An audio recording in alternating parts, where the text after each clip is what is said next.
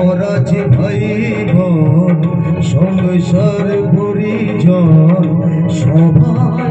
নিজে নিজে মানুষ যে আজ আর নেই গো মানুষ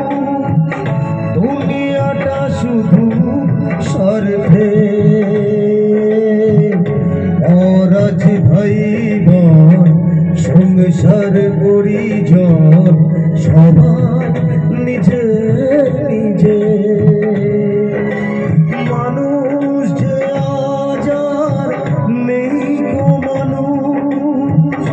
দুনিয়াটা শুধু স্বার্থে।